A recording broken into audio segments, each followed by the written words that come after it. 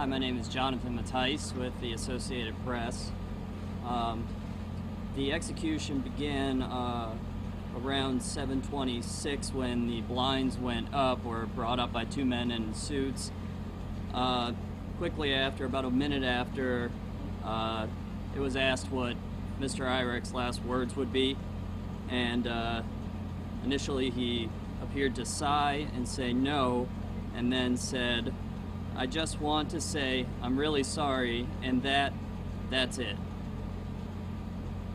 Then he began gulping, and his eyes started to close around 7:28. For an extended period of time, it sounded like he was snoring and breathing heavily. His stomach was pulsating up and down as he breathed. The IVs were fed in through a box in the wall, and on the other side of that wall was whoever was administering the drugs. At about at about 7:34, after some coughing and puffing and deep breaths, one of the men in the suits began yelling "Billy" twice. Went up and checked him, grabbed his shoulder. There did not seem to be a reaction. At about 7:35, a minute or so later, he was breathing out and sort of puffing. And a minute or so later, he stopped making noise for a few seconds. Then quickly, a couple seconds later, was coughing and choking. His face started to grow deeper and deeper purple. And he began to be fairly quiet for a while. And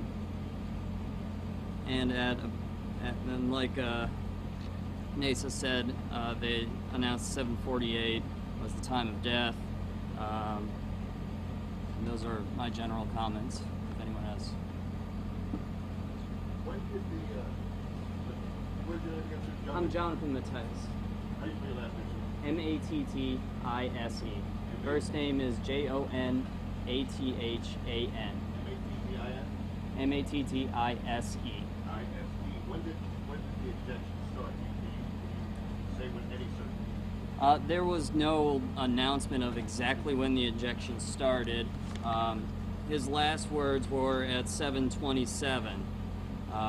That's the certainty that I can give for you right now. Did it seem like there were any sort of complications? I know you described he was coughing. I think you said choking at one point. It seemed like he was coughing and choking a little bit. He wasn't really convulsing or moving a whole lot, but those were a few of the it sounded like he was snoring at times too, especially towards the earlier part of it, and it did start at about 7:26, which was later than the 7 o'clock start time that we had expected. Did you say 7:27? That was his last words? 7:27 were his last words. 7:26 was when they brought the blinds up and we were able to see into the room from our observation room. I don't know if you can answer this, but can you describe what Paula's family was doing? What was their reaction as this all happened? I couldn't say. We had no access to that. Sir, what was his last words? His last words were, like I was saying, at first he sighed and said no, and then he said, "I just want to say I'm really sorry, and that's it." So he repeated the word that. Yes, there was a bit of a pause there, and then he just cut himself off, said that's it. Are you surprised at how long it took to kill a man? I mean, I couldn't say myself exactly how long they expected it to take, but 20-some minutes was a long time. But it did start a little bit late, and I think that maybe Dave knows a little bit better about the estimated times that they usually expect for this particular series. The debate will rage on whether or not this procedure was carried out, whether or not the drugs worked effectively. Can you say with any certainty, as a reporter, as a trained observer, was or was not? I couldn't say definitively, except that there was some noise coming from him. It sounded like he was gasping and coughing a little bit at some times, and sort of puffing his breath. And then his face got extremely dark purple towards the end. There wasn't a thrashing or anything along those lines. And some other states have seen more extreme reactions from what I've seen throughout the court proceedings and that sort of thing. I understand Mr. Irick's family was not there, no friends there. So what was that like, seeing him, witnessing his execution, something that his own family didn't even see? The whole thing is a little bit surreal. It's literally the government carrying out the duty of putting someone to death. His attorney sat next to me and he kept it together very well throughout the entire process. A few ministers walked in, one or two of them walked in, but it was largely us media members in the room. The Paul family wasn't sitting in the same area? No, I don't believe so. Could you tell us if her family wept? Could you tell me if you could hear anything, any emotion? Really couldn't. Do you want to step in and They take something? weren't there. They weren't in the same room. Yeah, they weren't in the same room. As journalists, we're all here to document what happened today. As a person, personally, how were you affected, impacted by what you saw? Well, I mean, witnessing someone get put to death is a first experience for me.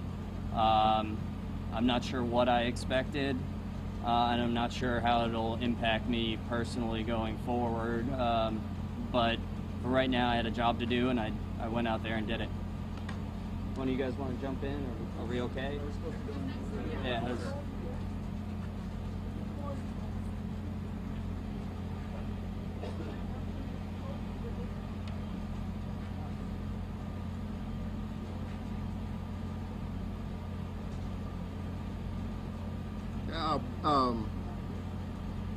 At 8:26, the curtain opened. The warden asked Mr. Irick, did he have any last words? He said, "I just want to say I'm really sorry. That's it." I noticed his eyes closed at 7:28 p.m. During the process, he was snoring. His stomach was moving up and down. That continued for several minutes. At around 7:37, I noticed that his stomach was no longer moving and he was no longer snoring.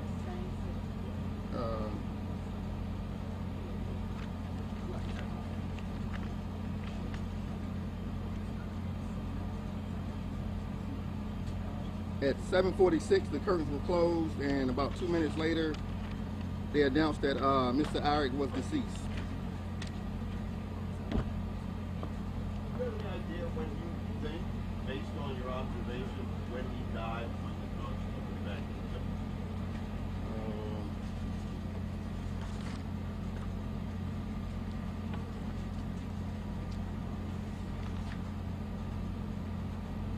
Well, like I said, around 7:38, I noticed that he was no longer snoring and his stomach was no longer moving. So I would say maybe sometime around that time.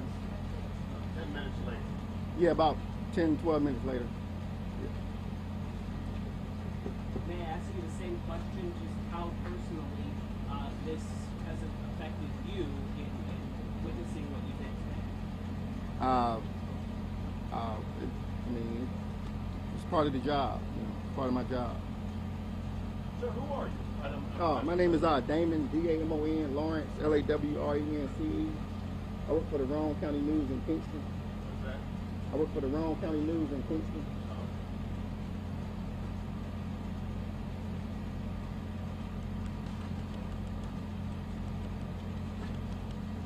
How was it different than what you expected going into it this morning? I thought it would go a little bit faster than it did. That's about it. You thought it would go faster? I thought it would, yeah.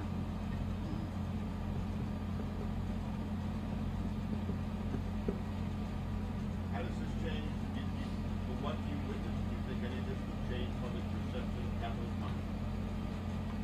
I don't see why it would.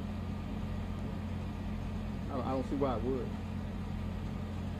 There didn't seem to me to be anything out of the ordinary that happened or anything that, that would cause alarm or anything. I didn't notice anything alarming during the whole process.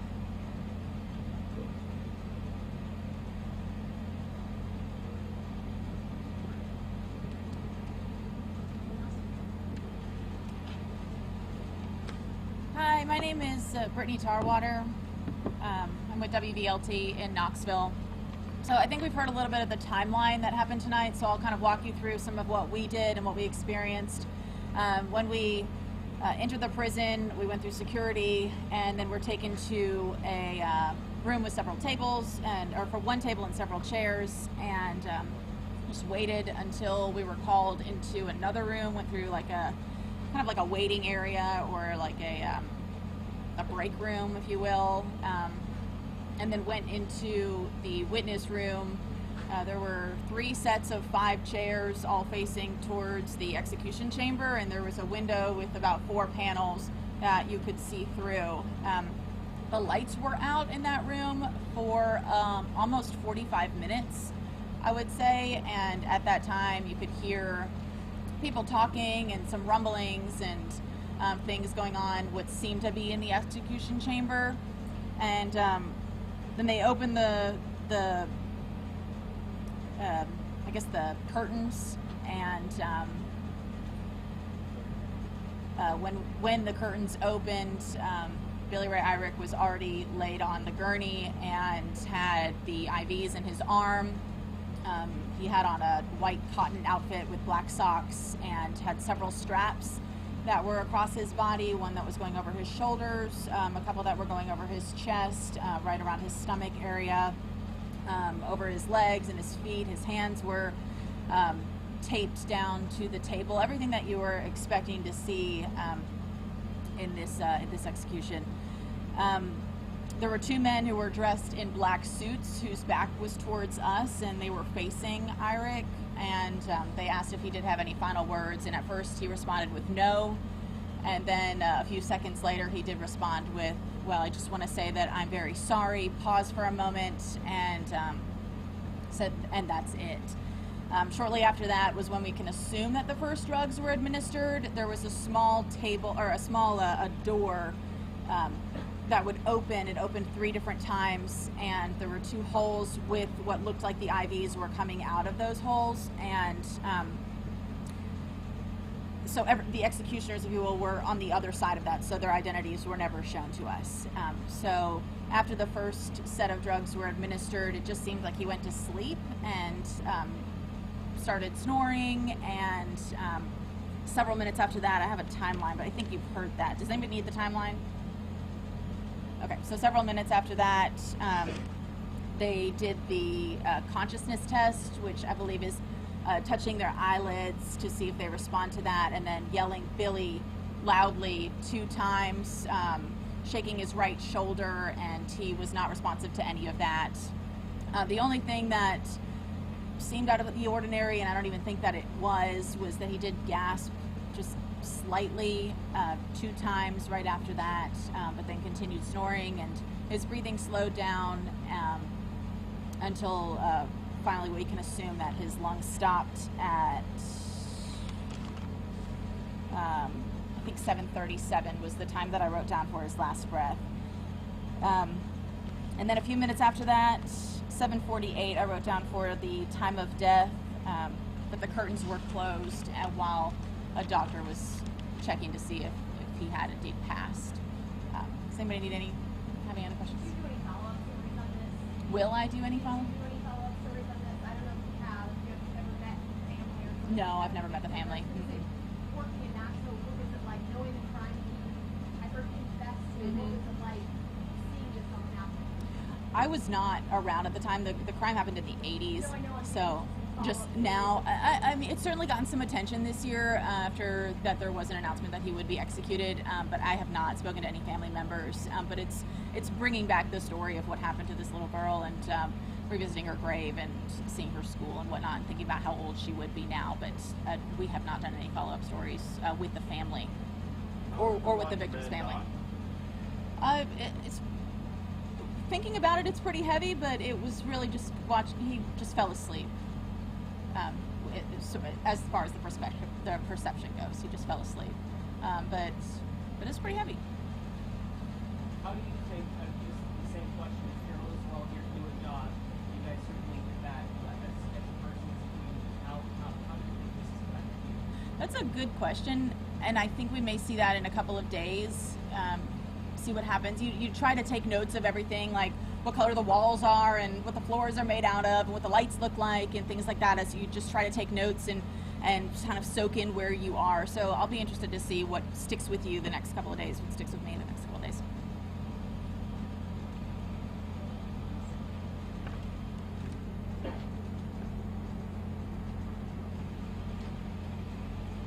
Hi, I'm Jamie Satterfield with the Knoxville News Sentinel. I think you've had a lot of detail so far. So one thing I wanted to mention was that I could see from where I was sitting the space where the family members of Paula Dyer, the victim in this case, were. I couldn't tell you who they are, but I suspect that one of the young men was a brother of hers. He leaned up close to the glass. He bit his nail a little bit. Was very nervous, but I didn't see any tears.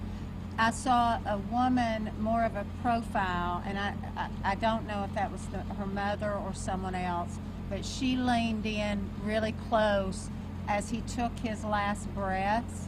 I could not see any real emotion. And then after he quit breathing, I noticed the gentleman, the one I suspect was the brother, he just kind of leaned back and slumped down a little bit. So I wanted to give you that perspective on what Paula Dyer's family went through. I will also say that as a member of the Knoxville media, our sheriff, Jimmy J.J. Jones, was in the room with us and came here to see this. And I asked him after the fact about that, and he said that he said, I'm here first and foremost for the victim, Paula Dyer, and for the citizens of Knox County, the same citizens that convicted him and sentenced him to death. And then also in the room with us was counsel for Mr. Irick, and one of my colleagues could probably address what they said better than me. So that's what I have if you have any questions for me. Okay.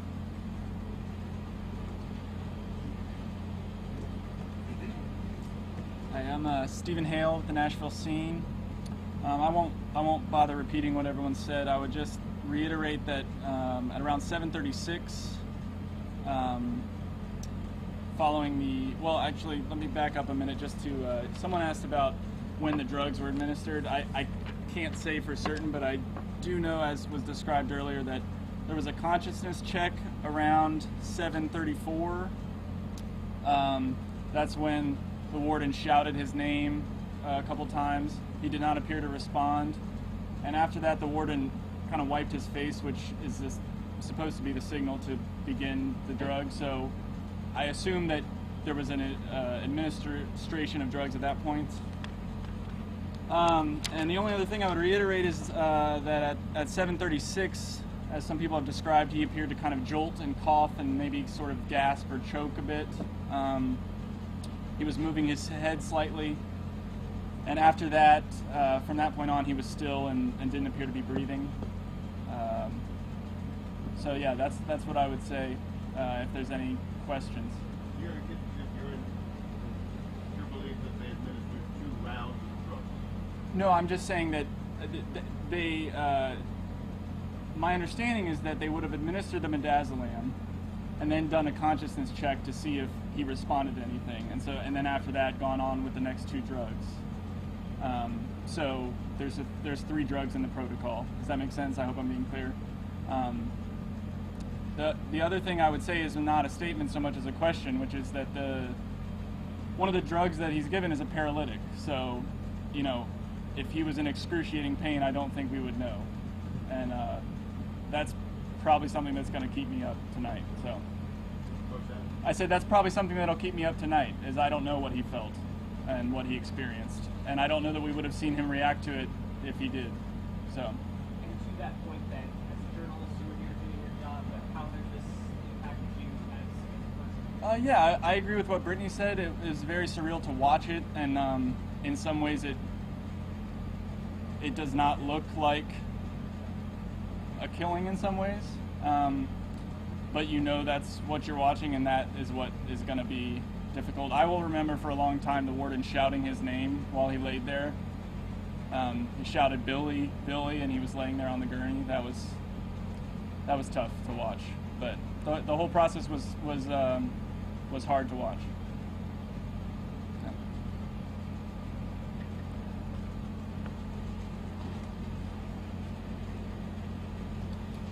Hello, my name is Dave Boucher. I'm with the Tennessean, Boucher.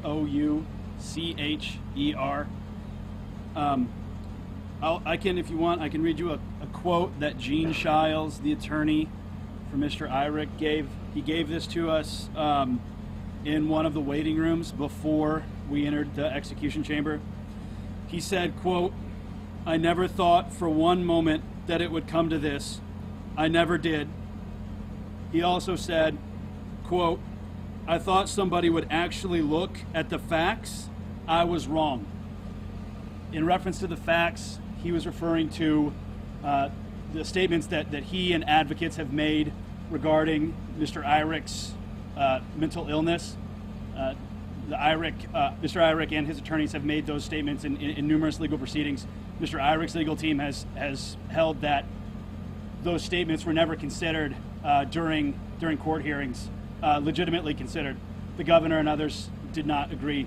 We talked a lot about the timing. I will note, as we've said, the curtain came up at roughly 7:26. Mr. Irick was asked if he wanted to say anything.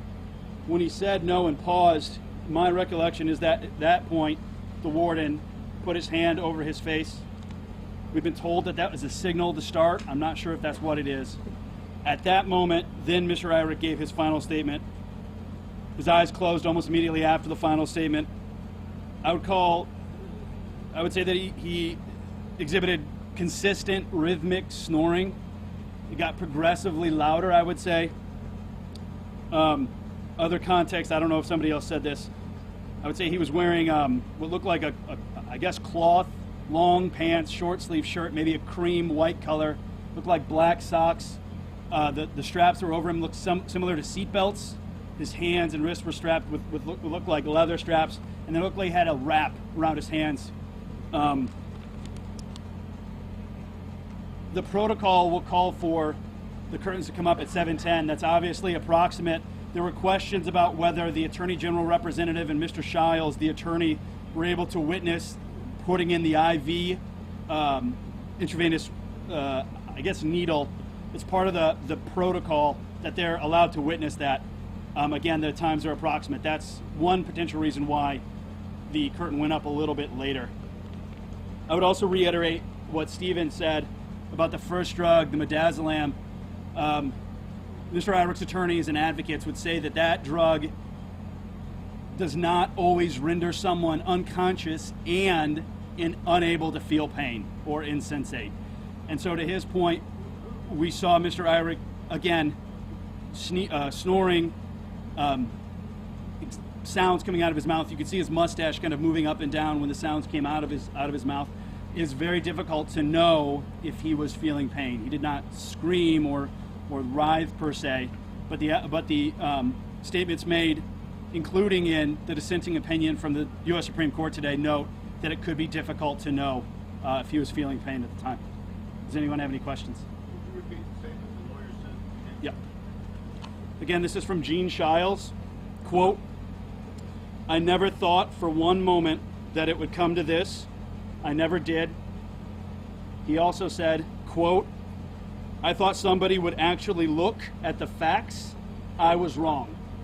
Did you say that was a prepared statement he gave you on paper? No, Mr. Shiles and I were standing next to each other. It was in the first of two waiting rooms that we went into. I asked him his thoughts, and that's what he told me.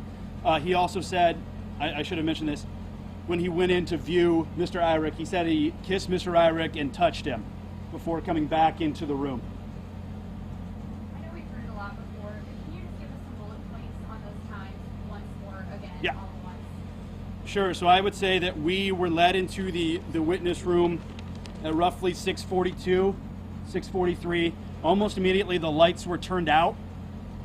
Again, on paper, the curtains are supposed to go up at 7:10. They did not. Sorry, I'm looking at my notes. Some of the pages fall out, sorry. At roughly 7:12 in my notes, the representative from the Attorney General's office and Mr. Shiles left the room, again, presumably to observe putting in the IV, I can't say for certain. They re-entered the room at roughly 7:25, 7:26.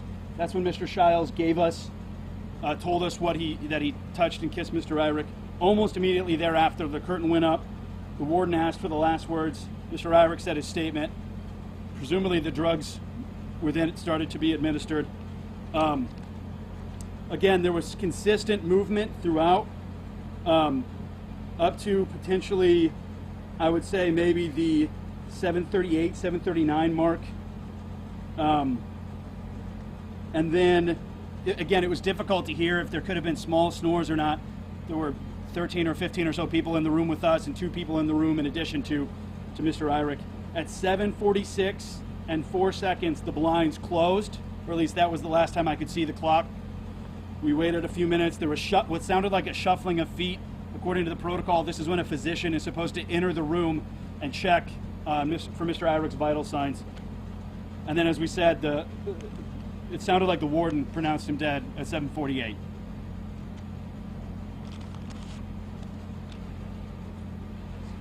Just quickly, I misspoke a bit. I want to make sure there's no discrepancy. I have the same thing in my notes that Dave said about the time of the signal with the drug. So, as Dave said, I have it at like 7:27, but that's right. That at that point the warden asked if he had any last words, and when he said no, he gave the signal, and that is when I presume the drug started. So I just want to make sure it's clear that there's not a discrepancy there. So.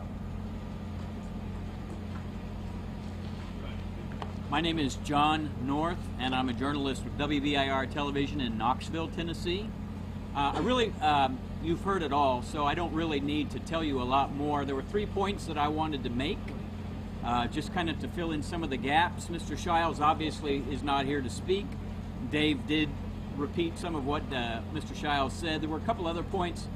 Some of us asked him how Irick was today, and he basically said that he was taking it with grace, that he understood what was going to be happening to him, and that he felt that he was not acting with any kind of recrimination. He also said, it's really kind of amazing. I'm not sure that I would behave so well. I also had asked Mr. Shiles, I thought this might go on a little bit longer. I was assuming it would be prolonged more. And this actually, to be honest with you, went fairly quickly, all things considered. And he said he was optimistic on his client's behalf until about 2:30 or 3 o'clock today. And then he finally realized that there was essentially nothing more that could be done. Another point that I wanted to make, I understand that Mrs. Jeffers didn't want to speak. We respect that.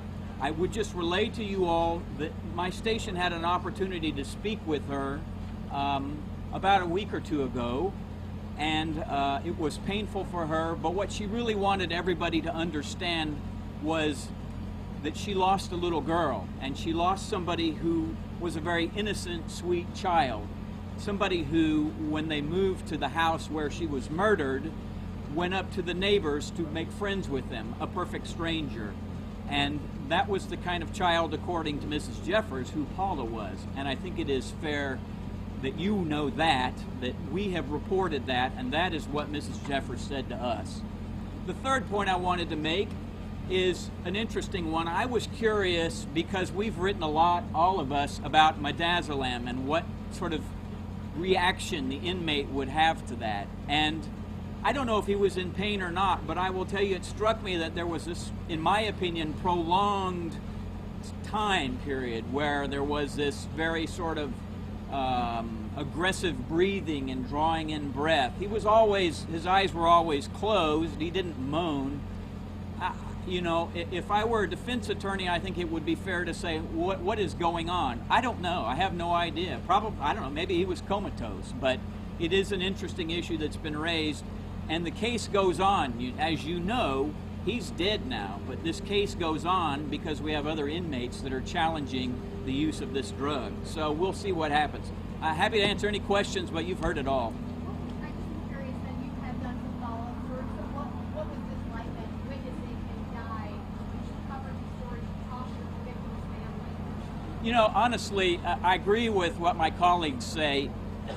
I've been covering the news and I've covered courts for many years, and you just sort of learn to become kind of a professional about how you view it, and it doesn't, you're not unaffected, but you certainly don't let it sort of cross into what you're trying to do. So, you know, we watched a man who 33 years ago murdered a little girl get killed tonight, and that's what happened. And maybe later it'll hit me, but now I'm just like, it was something that we all went through.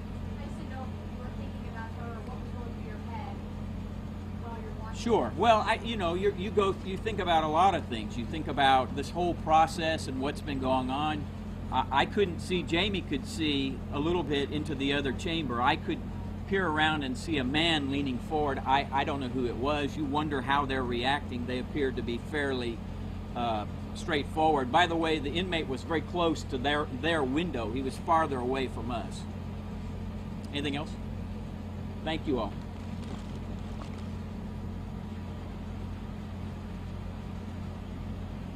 So that concludes the press conference.